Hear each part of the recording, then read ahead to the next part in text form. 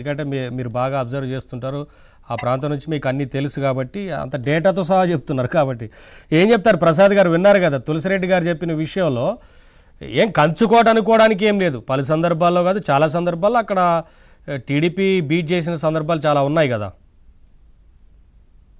ఇప్పుడు తులసిరెడ్డి అన్న చెప్పింది 100% నిజం. వాళ్ళు ఏమనుకున్నారు?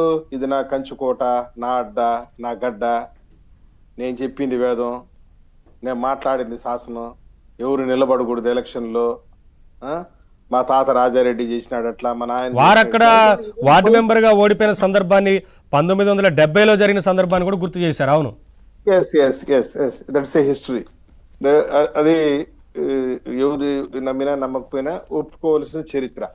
కాకుంటే ఇతని యొక్క యాటిట్యూడ్ ఏంద్రా అంటే, ఒక చిన్నపాటి సామంతరాజు మాదిరి ఈ రాష్ట్రం నా సామ్రాజ్యం అని కళ్ళు నెత్తికెక్కి పోని ఓడిపోయిన సందర్భంలో ఒక హుందాతనంతో కూడుకున్న రాజకీయ నాయకుడిగా కాకుండా బూతులు తిట్టడం, అసలు సంబంధం లేని మాటలు మాట్లాడడం. నేను డిఐజీని మాట్లాడతాడు, వాడెవడో డిఐజీ అంట, వాడికి ఇక్కడికి ఏం పని?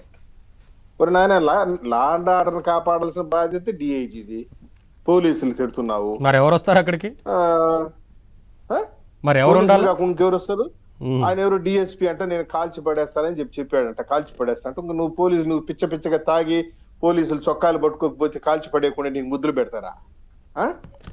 ఏం మాటలు నాకు అర్థం కాదు. పోనీ నిన్న ప్రెస్ మీట్ పెట్టావు, 1 గంట 20 నిమిషాలు మాట్లాడావు, దాంట్లో 40 నిమిషాలు చంద్రబాబు నాయుడు గారి బూతులు తిట్టేదానికే సరిపోయింది.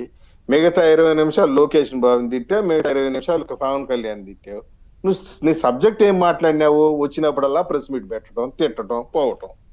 టోటల్ గా ఒకటైతే నిజం, is a part time politician, elected representative. నువ్వు అక్కడ ఉండి ప్రజల సమస్యల్ని విని ఏదో అసెంబ్లీలో మాట్లాడతాం అనుకుంటే అది కళ్ళగా మిగిలిపోయింది. వచ్చేది ఈ ఆర్గనైజ్డ్ మాస్ ఊరికెట్లా నమస్కారాలు పెట్టుకునేది. మొన్నటికి కూడా కానీ చూసినావా? మా అన్నని చూసి జనం ఎట్ట ఎరగబడినారు, మా అన్నకి ఎంత క్రేజ్ ఉందో, అన్నకి ఎప్పుడు తగ్గలేదు క్రేజ్. ఏంది క్రేజ్? నీ తొక్కలో క్రేజ్. నీ క్రేజ్ ఉంటే మొన్న పులివెందులో చూస్తే గేట్లు ఇరగొట్టుకొని తలుపులు బద్దలు కొట్టుకుని ఇళ్లలోకి వచ్చినారంట ఆయన చూసినకి. ఒరే అదే నిజమైతే పెట్లు ఓపెన్ చేసి నేను 600, ఈ రోజు 670 ఓట్లు కూడా పడలేదే. ఏమైనట్టు ఈ క్రేజు? ఏమైనట్టు ఈ తలుపులు పగలు కొట్టుకొచ్చిన ప్రజలు? చెప్తున్నావు కదా, మీ సాక్షి ఛానల్లో డబ్బా కొడుతున్నావు కదా, అట్టే అన్నం చూసేదానికి తలుపులు పగల కొట్టుకుని బద్దలు కొట్టుకుని దూకినారంట. మరి ఈ బద్దలు కొట్టి దూకొచ్చిన ప్రజలు ఎక్కడికి పోయినారు?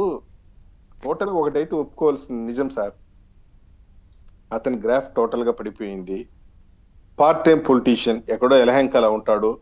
ఆయన ఇక్కడ రావాలంటే ఎవరో ఒకరు చచ్చిపోవాలా, లేదా పెళ్ళో పేరంటమో జరగాల, రావాలా. ఆ పెళ్లిళ్ళకు సావులకు పోయి ఒకే రకమైనటువంటి చిరునవ్వులు చిందించాలా. ఇంకా జనం అన్న అన్న అని ఎగరాలా, సీఎం అని ఎగరాలా. ఆ తర్వాత ఏదో ప్రెస్ మీట్ పెట్టాలా, చంద్రబాబు నాయుడు తిట్టాలా, లోకేష్ బాబు తిట్టాలా, మళ్ళీ హెలికాప్టర్కి ఎలహంకాకి వెళ్ళిపోవాలి. అంతే తప్పించి పార్టీ నేతలకు కార్యకర్తలకు టాస్క్లు ఇవ్వాలా? పార్టీ నేతలకు తెలుసు, వాళ్ళకు కూడా తెలుసు, అవినాష్ రెడ్డి కూడా తెలుసు ఇది ఎత్తిపోయే కంపెనీని, ఇది గెలవదు. కాకుంటే ఏదో ఇక్కడ ఉన్నాడు, ఫ్యాక్ట్ కాదని చెప్పమనండి అవినాష్ రెడ్డిని. ఇప్పుడు మొన్న సతీష్ రెడ్డి వీళ్ళంతా పోయినారు, డిఎస్పీ పోయి డిఎస్పీ మీద రచ్చ చేస్తున్నాడు. ఎందుకు రచ్చ చేసేది? ఎందుకు అడబోయి? నువ్వు అధికారంలో ఉన్నప్పుడు ఏ రోజు కాదు సార్, అసలు ఎవరి నుంచి ఎవరికి రక్షణ కావాలి? అవినాష్ రెడ్డి గారు పోయారంటే ఇప్పుడు నేను ఒకటే చెప్తున్నా, డెమోక్రసీ ఎప్పుడు ప్రివైల్ అవుతుందంటే, what is the pillar of democracy? ఎలక్షనే కదా. అసలు ఆయన చూసి భయపడ్డారు అనుకుంటారా ఈయన అవినాష్ రెడ్డిని చూసి? ఎందుకంటే వివేకానంద రెడ్డి గారి ఆ కేసు గుర్తొచ్చి ప్రజలు. సార్ ఒక విషయం చెప్తాను సార్, చూడండి సార్, ఈ జనరేషన్ లో భయం అనే పదానికి మీనింగ్ లేదు. నో భయం, గివ్ రెస్పెక్ట్, టేక్ రెస్పెక్ట్. రాజారెడ్డిని చంపిందంతా కూడా చిన్న చిన్న గ్రామ స్థాయి నాయకులే చంపేశారు. నేను పెద్ద నాయకుడు రాష్ట్రంలో నాకన్నా పెద్ద లేదు అనుకున్నటువంటి రాజారెడ్డి ఎవరి చేతులు చేరిపోయిన చిన్న చిన్న గ్రామ స్థాయి నాయకులు తిరగబడినారు. ఏంది ఎన్ని రోజులు భయపడతానని చెప్పి అయిపోయింది. భయం పదం లేదు, ఇప్పుడు ఆ పరిస్థితి లేదు. Give respect, take respect. చిన్నోడైనా గౌరవించాలా, పెద్దోడైనా గౌరవాన్ని పుచ్చుకోవాలా. సరే, ఎవరైనా ఏదైనా ఫ్యాక్షన్ రాజకీయాల్ని ఎవరు ఎంకరేజ్ చేయరు కదా. మేము కూడా ఎంకరేజ్ చేయలేదు కదా. ఇప్పుడు we did not encourage factionism. మా ప్రభుత్వ హయాంలోనే ఫ్యాక్షనిజం సాచురేషన్ మోడుకు వచ్చింది. ఫ్యాక్షనిజం మనం ఎంకరేజ్ చేయలేదు కదా. ఈరోజు ఒకటి చెప్తాను సార్, నామినేషన్లే వేయనీయకుండా అడ్డుకొని ఉంటే ఏం చేసి ఉంటారు చెప్పండి, మా చేత కదా చెప్పండి. వేసిన నామినేషన్లన్నీ డిస్క్వాలిఫై చేశాడు భార్య, ఏమవుతుంది? కాసేపు ప్రెస్ మీట్ పెట్టి ఏడుస్తావు, అరుస్తావు, గగ్గోలు పెడతావు, గావు కేకలు పెడతావు. నిన్న పెట్టావు కదా గావు కేక, ఆ విధంగా పెట్టబోతావు, అరుస్తావు. కాకుంటే ఈ రోజు హైకోర్టులో ఉదయాన్నే లంచ్ మోషన్ ఇచ్చాడు. ఏంది? ఎలక్షన్ స్టాప్ చేయాలంట, కౌంటింగ్ స్టాప్ చేసి పెట్టేయాలంట, మళ్ళీ రీపోలింగ్ కేంద్ర బలగాలు ఢిల్లీ నుండి రావాలంట, వాళ్ళ సమక్షంలో ఎన్నికలు జరిపితే మేము ఒప్పుకుంటాం అంటే నువ్వు బుద్ధి పుట్టినప్పుడంతా రీపోలింగ్ జరిపిస్తారా? నీ బుద్ధి పుట్టినప్పుడు ఎలక్షన్ జరిపిస్తారా? నువ్వు ఉన్నప్పుడు అట్టే జరిపించినావా? రాష్ట్ర వ్యాప్తంగా 650 పైచిలకు జెడ్పీటీసీలు ఉంటే 600 యునానిమస్ చేయించుకున్నావు కదా, 600 యునానిమసే కదా. ఎంపీటీసీలు నీ సొంత కడప జిల్లాలో 80% ఎంపీటీసీలు యునానిమసే కదా. ఒకనొక సందర్భంలో పుంగునూరులో అయితే క్రిస్టల్ క్లియర్ గా 5 జెడ్పీటీసీలు, వార్డులు, జెడ్పీటీసీలు, ఎంపీటీసీలు అన్ని క్రిస్టల్ క్లియర్ గా. సరే, అవును, మీరు చెప్పినట్లుగా గత ఎన్నికల పరిస్థితి చెప్తాను, నేను కంప్లీట్ చేస్తాను చూడండి. ఆ విధంగా జరిగితే పెద్దిరెడ్డి రామచంద్రరెడ్డి గారు మీటింగ్ పెట్టి చెప్పాడు అనమాట. ఒక కౌన్సిలర్ ని తిట్టాడు. అతను, రేయ్ నువ్వు కష్టపడి ఎన్నికలు గెలిచుంటే తెలుస్తుందరా, దీని విలువేదు, నేను గెలిపిస్తే గెలిపించినాను రా నిన్ని అని చెప్పి తిట్టాడు.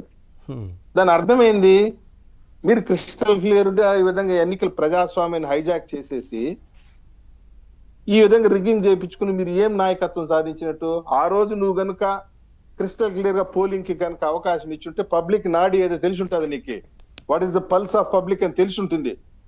నువ్వు ప్రజానాడినే తెలుసుకోకుండా మొత్తం శ్రీకాకుళం నుండి చిత్తూరు వరకు ఏకగ్రీవం చేసేసి, దంచేసి, భయపెట్టేసి, పోలీస్ పవర్ అడ్డం పెట్టుకుని దోచుకునేసి చేసావు. కాబట్టి పబ్లిక్ పల్స్ తెలుసుకోలేకపోయావు. నువ్వు అల్టిమేట్ గా 11 సీట్లకు పరిమితం అయ్యావు. పోనీ ఇప్పటికైనా చేసిన పొరపాటైనా సర్దిద్దుకుంటున్నావు అంటే అది లేదు. మీడియా ముందుకు వచ్చేది చంద్రబాబు నాయుడు గారిని తిట్టడమే ఎజెండా. ఆయనేమో సెక్రటేరియట్ కూర్చొని కూల్గా పరిపాలన ఆయన చేసుకుంటా ఉన్నాడు. నేను పోలింగ్ నాడు నువ్వేదో మీటింగ్ పెట్టుకుని గావు కేకలు పెట్టుకుంటున్నావు. ఇది పాలిటిక్స్ అంటారా? బూతులు తిట్టడం, పచ్చి బూతులు. అది ఏం మాట అంటే, నువ్వు రామకృష్ణ అని ఇంట్లో ఉండకుండా నువ్వు ఇదే నీకు చివరి ఎలక్షన్, రేపు మాకు చచ్చిపోయేటట్టున్నావు అంటే what is your state of your mood? ఏం ఇప్పుడు నేను గ్యారెంటీనా, నువ్వు గ్యారెంటీనా? చెప్పు. మీ నాయన అనుకున్నాడా హెలికాప్టర్ ప్రమాదంలో చచ్చిపోతాడే? నేను అనుకున్నాడా? కాబట్టి ఒక బీయింగ్ ఏ పొలిటీషియన్, ఒక మాజీ ముఖ్యమంత్రి కొడుకువి, నువ్వు మాజీ ముఖ్యమంత్రిగా ఉన్నావు. ఒక కన్స్ట్రక్టివ్ పాలిటిక్స్, కన్స్ట్రక్టివ్ స్టేట్మెంట్స్ ఇస్తే జనాలు హర్షిస్తారు. లేకుంటే నీకు పులివెందులు 658 వచ్చింది కదా, రేపు పొద్దున మళ్ళీ 350 వస్తుంది, ఆ తర్వాత 50 వస్తుంది, మళ్ళీ క్లోజ్ అవుతుంది.